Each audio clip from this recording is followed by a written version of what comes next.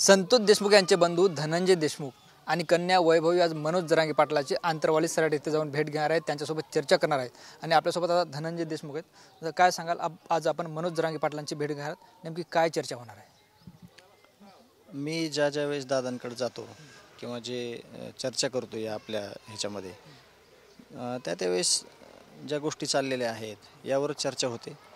उद्यापासून दादांचं उपोषण आहे आणि उद्या मुंबईला मोर्चा आहे, आपला निषेध मोर्चा। तर वैभवी आम्ही तिकडे जाणार आहोत। तत्पूर्वी दादांची भेट घेणं गरजेचं आहे। मला भेटायची इच्छा झाली, वैभवी आम्ही भेटणारच जाऊन आणि बोलणार आहोत। खरं तर उद्या त्यांनी उपोषण सुरू केलं आहे, इकडे तुमचा लढा सुरू आहे।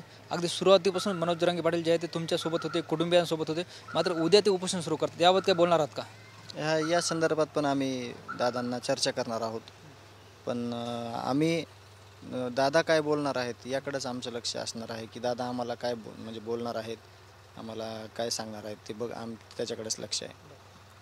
बीड शहर पोलीस ठाण्याचे PI शीतलकुमार बल्लाळ आणि आरोपी वाल्मिक कराड यांचा जे ते कॉल रेकॉर्डिंग व्हायरल झाले आणि वाल्मिक कराड जे आहे ते बीड शहर पोलीस ठाण्यात जेव्हा अटक करण्यात आलं होतं तेव्हा त्यांना ठेवण्यात आलं होतं। हे काय वाटतं सगळ्या गोष्टीबद्दल? आपले जे SP आहेत कावत साहेब, त्यांनी यावर जे कारवाई आहे ते करण्याचे आदेश दिलेले आहेत। त्यामुळे आता जी 1 महिन्यातली जी प्रोसेस झालेली आहे सगळी तिथं ज्या घडलेल्या घडामोडी आहेत याचा पण तपास कावत साहेब 100% करतील, त्यांच्यावर अपेक्षा आहे। आणि सगळ्या समोर येईल की तिथं नेमकं काय घडलं 1 महिन्यामध्ये। आणि कालची जी क्लिप आहे त्यावर पण त्यांनी कारवाई करण्यासाठी किंवा ते व्हॉइस सॅम्पल घेऊन तपासणीसाठी पाठवलेले आहेत। आता PI शीतलकुमार बल्लाळवर असाही आरोप होते की वाल्मिक कराड बीड शहर पोलीस असताना त्यांच्याकडून VIP ट्रीटमेंट देण्यात आली। ते सगळं समोर येणार आहे आणि ते समोर आलं पाहिजे जनतेच्या की मागील दिवसात 20 दिवसात 22 दिवसात काय घडलं आहे तिथं नेमकं ते समोर आलं पाहिजे आणि त्याचे आदेश कावत साहेब नक्की देतील आणि ते दिले पण असतील। आपण बघतोय वाल्मिक कराडांची तब्येत बरी नाही, त्यांच्यावर उपचार सुरू आहे। काय वाटतं एकंदरीत तुमच्या उपचाराबद्दल, तुम्हाला त्यांच्या तब्येतीबद्दल? मला माझ्या भावाला माझ्या भावाची जी हत्या केली यांनी सगळ्यांनी कटकारस्थान रचून, मला वाटत नाही की तेवढा हाल करताना यांनी कधी हा विचार केला असेल की तो किती तडपडला असेल, त्याने किती जीवाचा आकांत केला असेल। त्यामुळे मला यावर विचार करणं चुकीचं वाटतंय की यांना भावनाच नाहीत तर यांच्या भावनेचा आपण विचार करायला नाही पाहिजे। पण जेवढी कठोरात कठोर यांना जेल करणं होईल किंवा जे शासन करणं होईल तेवढं ते शासनाने करावं। सगळे पुरावे समोर येत आहेत रोज, त्याचा गांभीर्याने विचार करावा। पण एकडे असंही बोललं जातं की न्यायालयीन कोठडीतून आराम मिळावा म्हणून उपचार घेतले जातात। ते आता ही चौकशी त्यांनी लावलेली, कावत साहेबांना पण त्याची कारवाई केलेली आहे, त्यातून आपल्या समोर सगळ्यांची येईल आणि त्यातून नक्कीच स्पष्ट होईल की नेमकं काय झालं आहे, ह्या 20 दिवसात काय घडलं आहे आणि हे सगळं कशामुळे चालू आहे। म्हणजे आपल्यासोबत वैभव आहे। वैभव, काय सांगशील, आज मनोज जरांगे पाटलांची भेट घेणार, काय विनंती करणार आहेस, काय चर्चा करणार आहेस? विनंती त्यांना हीच असेल की जसं आम्हाला म्हणतो की आता पूर्ण महाराष्ट्राचं आमचं कुटुंब झालं आहे, त्यात मनोज दादा एक त्यांचा महत्त्वाचा हिस्सा आहे।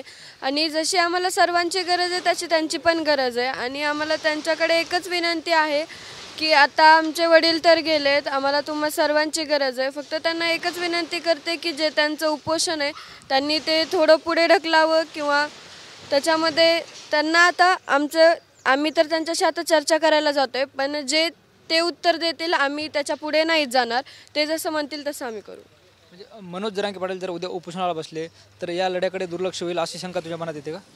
दुर्लक्षाचं म्हणजे असं तर आम्हाला काय वाटत नाही आहे, कारण की आज पूर्ण महाराष्ट्र पण आमच्यासोबत आहे। आम्हाला इतकंच वाटतं तर समजा असं बोलू नये, पण त्यांना आमची साथ म्हणजे त्यांची साथ आम्हाला हवी आहे आणि ही जशी आम्हाला सर्वांची साथ कायम हवी आहे तशी पण आम्हाला त्यांची साथ हवी आहे। फक्त आम्ही त्यांना एकच विनंती करू की जे तुमचं आमरण उपोषण आहे ते थोड्या दिवस थांबवा किंवा अशी एकच विनंती आहे। पण त्यांच्या शब्दापुढे आम्ही जाणार नाही आहेत, आम्ही त्यांना फक्त विनंती करण्यासाठी जातोय, जे ते म्हणतील आम्ही ते ऐकू। निश्चितच ही होती वैभवी, आज मनोज जरांगे पाटील यांची भेट घेणार आहेत। मनोज जरांगे पाटील जे आहे ते उद्यापासून आंतरवाली सराट येथे उपोषण करणार आहेत। मात्र वैभवीचं असं म्हणणं आहे की मनोज जरांगे पाटलांनी हे उपोषण काही दिवस पुढे ढकलावं आणि आमच्या कुटुंबियाच्या सोबत राहावं अशी विनंती आज वैभवी मनोज जरांगे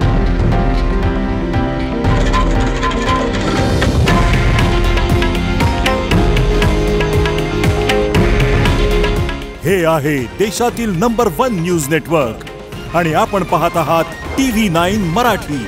काळजी तुमची, हित महाराष्ट्राचं.